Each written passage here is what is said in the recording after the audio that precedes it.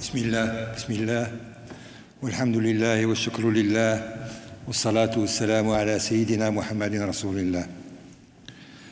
Madame la Présidente, mes chers frères et sœurs,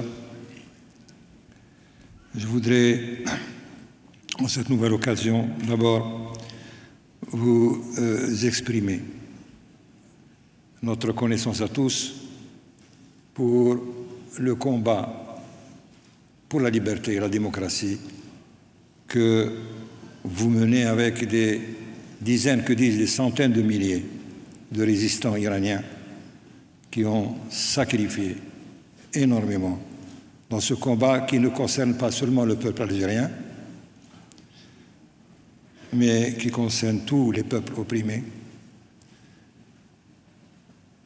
Je prie Dieu pour que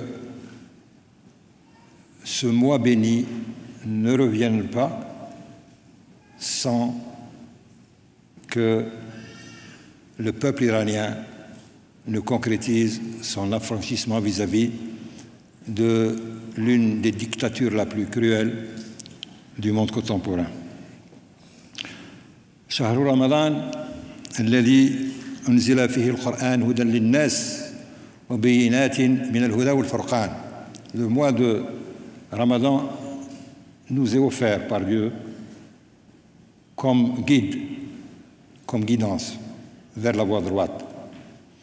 Il nous est offert pour que, plus que jamais, nous nous remémorions ceux qui ne mangent pas à leur faim, ceux dans la liberté, ceux qui sont opprimés. Nous devons penser à eux et leur exprimer à nouveau notre solidarité et notre reconnaissance, car le combat qu'ils mènent est le nôtre.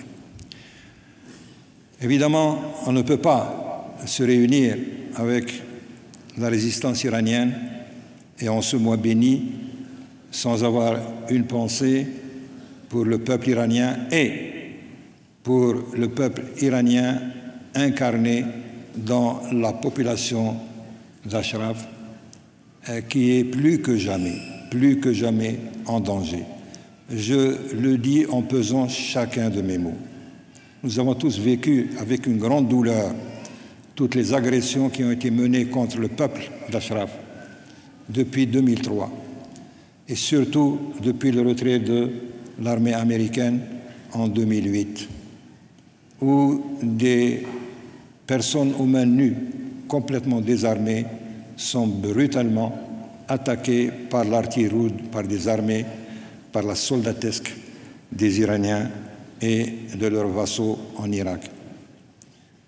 Au moment où nous sommes réunis, il y a des négociations dont on nous parle tous les jours entre les Occidentaux et le pouvoir des mollahs.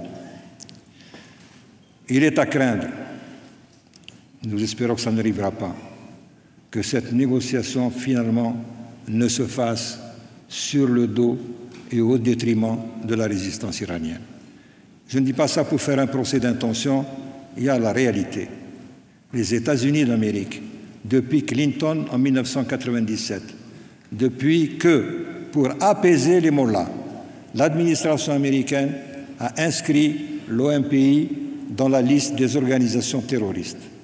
Depuis cette époque, la conduite de l'administration américaine est allée toujours dans le sens qui, finalement, ignore les intérêts fondamentaux du peuple iranien et de la résistance iranienne. En 2003, quand l'administration américaine a envahi, ou l'armée américaine a envahi l'Irak, la première chose qu'a faite l'armée américaine, c'est de se déplacer à Ashraf, où il y a eu une enquête. Une enquête, on cherchait à l'époque l'implication de la résistance iranienne dans ce qu'a commis, dans les crimes commis par le régime déchu. Et cette administration, cette armée est arrivée à la conclusion où elle a fait un contrat avec chacun des 3400 habitants d'Ashraf. Un contrat fait entre l'armée américaine, au terme duquel les Ashrafiens cédaient toutes leurs armes et que la protection serait assurée par l'armée américaine. Qu'en est-il aujourd'hui? Qu'en est-il aujourd'hui? Et nous avons le droit d'interpeller vivement l'administration américaine. Il ne faut pas que ces négociations se fassent encore sur le dos et au détriment du peuple iranien. J'ai une pensée très émue pour cette population courageuse qui a subi les pires sévices de la part du régime des Mollahs.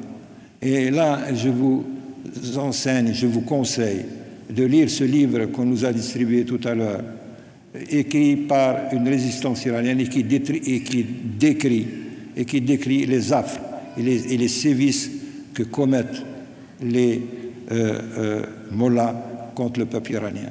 Je voudrais que ce livre soit connu de toute l'opinion arabe et musulmane, qui ignore tout de cela. Elle ignore ce que fait, elle ignore ce qu'endure le peuple iranien et ce qu'endure la résistance iranienne.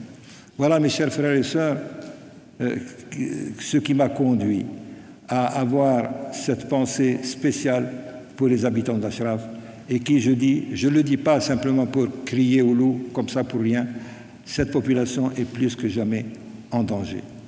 Et je cède la parole à Madame la présidente Mariam Rajavi, qu'elle prenne la parole, remercier d'avance et merci beaucoup pour votre attention.